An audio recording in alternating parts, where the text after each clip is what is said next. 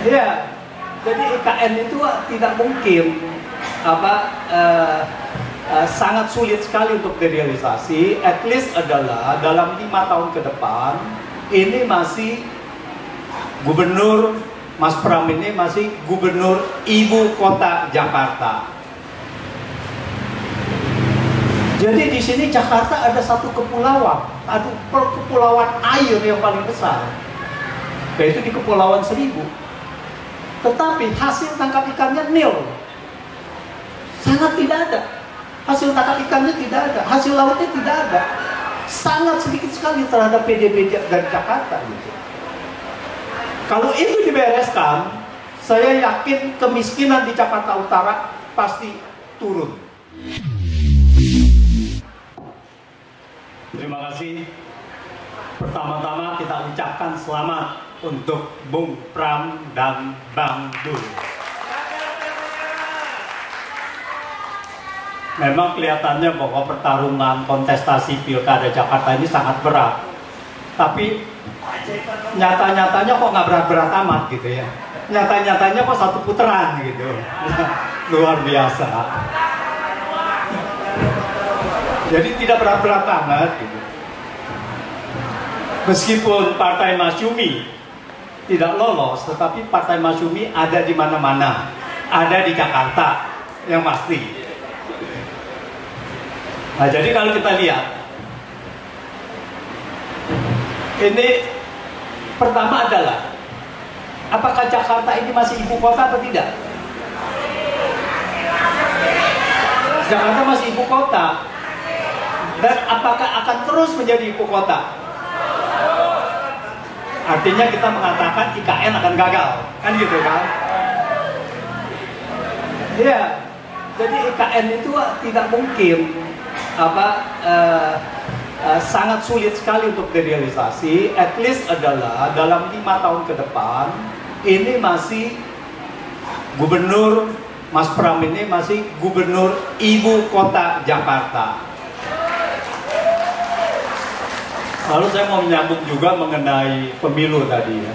Ini pemilu yang pilkada yang sangat brutal. Brutal dalam arti begini. Tadi sudah dikatakan sama Bang Ferry bahwa ada 545 pilkada serentak.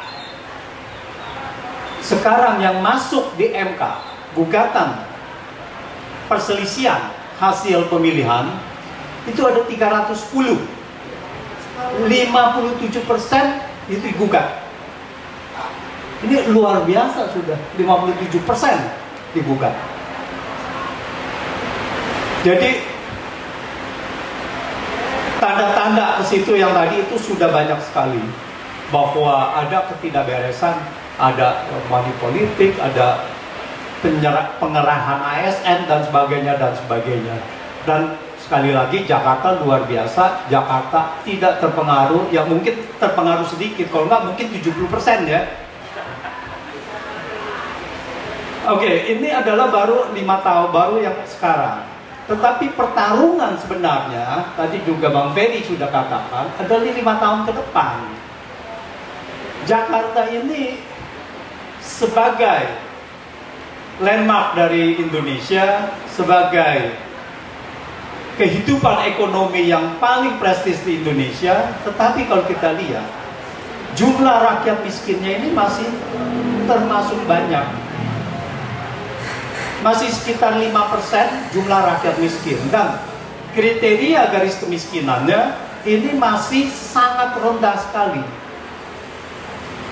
hanya sekitar 800.000 sekian ya, 890.000 itu adalah garis kemiskinan, atau 30.000 per hari. Rata-rata rakyat Indonesia itu masih ada hampir 500.000 masyarakat Jakarta yang tidak mempunyai pendapatan 30.000 per hari.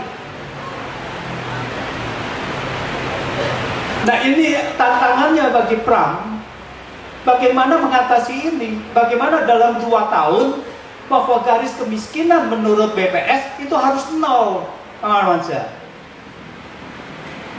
500.000 saja.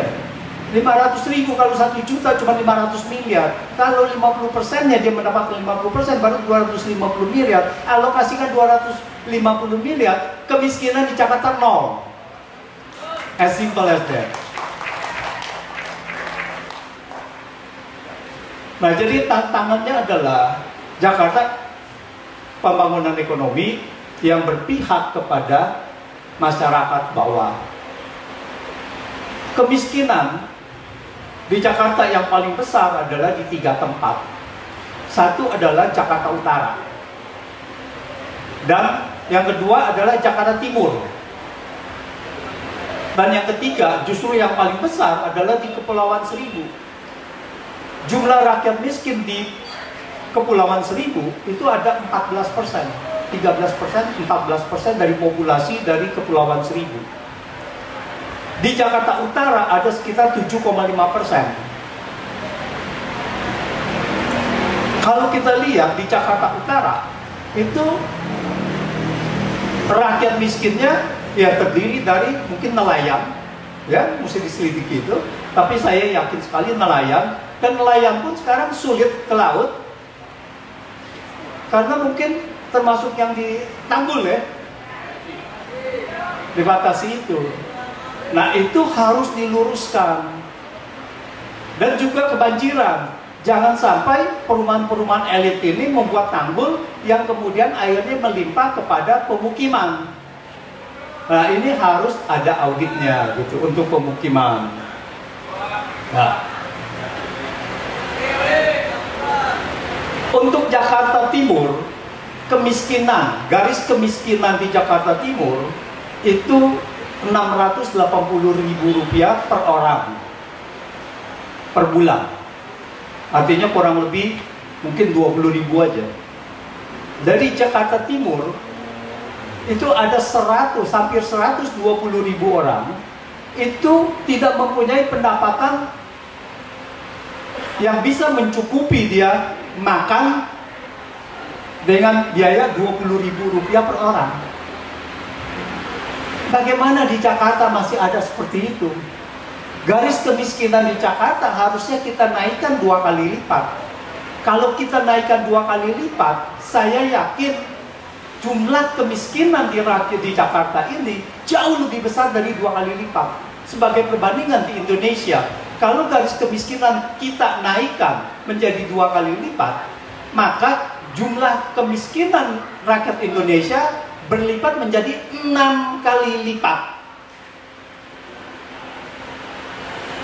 Jadi kalau garis kemiskinan di Jakarta adalah 1,5 juta, 1,5 juta satu keluarga yang mempunyai 4 orang anggota keluarga dengan gaji 6 juta, itu masih termasuk rakyat miskin.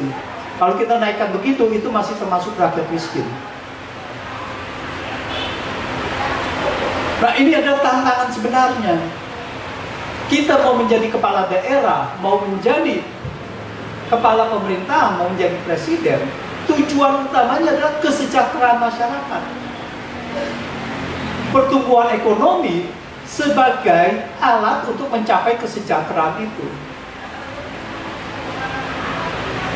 Di Jakarta, 70% lebih, hampir 80% ekonominya terdiri dari jasa semua, jasa perusahaan, jasa macam-macam ya, jadi perdagangan besar dan sebagainya yang tidak identik dengan masyarakat bawah.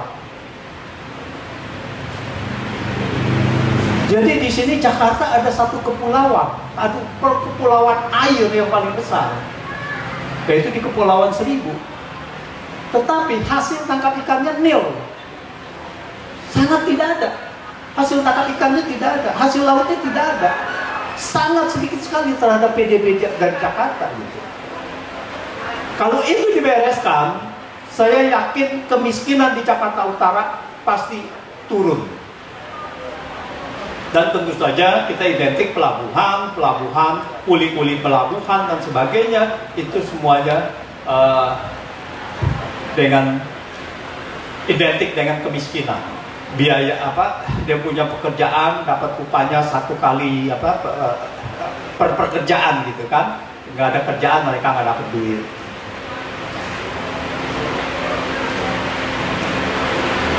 Itu kita bicara mengenai ekonomi dan keberpihakan pertumbuhan ekonomi kepada masyarakat.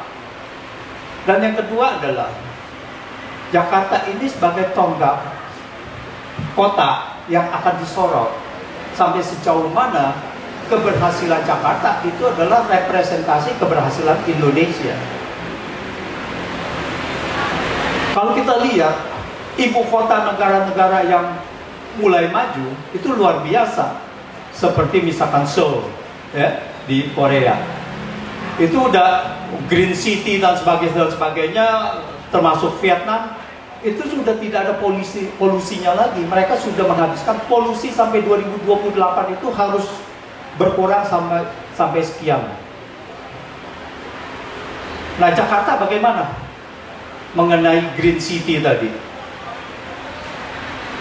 Setelah kita menata masyarakat, maka kita harus menyamakan persepsi pembangunan kota Jakarta berdasarkan dengan pembangunan kota dunia. Green city ya identik dengan ya emisi nol, ya jangan emisi nolnya kendaraan listrik dikasih insentif, tetapi pembangkit listriknya masih pakai fosil.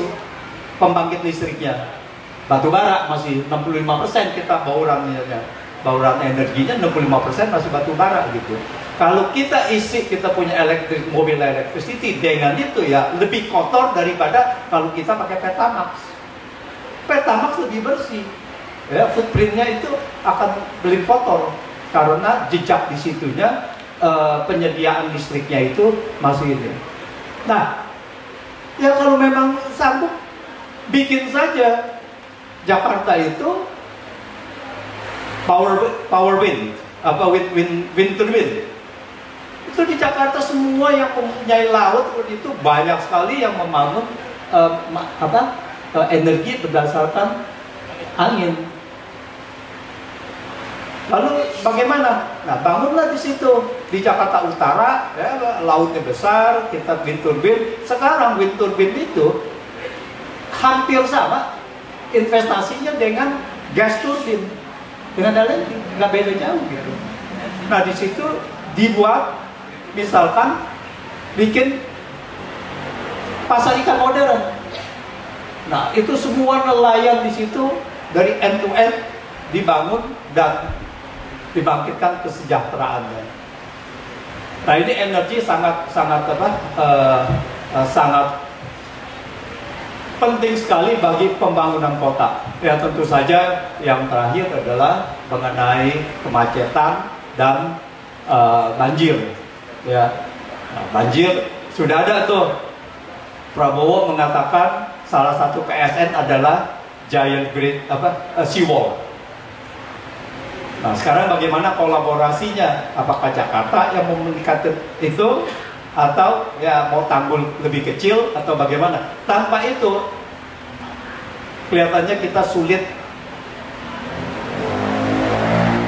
untuk mengatasi banjir ini. Karena kemarin saya lihat ada beberapa berita ada banjir langsung dari meluapnya air laut ya. Jadi ini sangat sulit. Jadi mesti ada begitu karena 40% tanah di pesisir utara ini udah di bawah permukaan air laut gitu. Jadi mau tidak mau itu ada.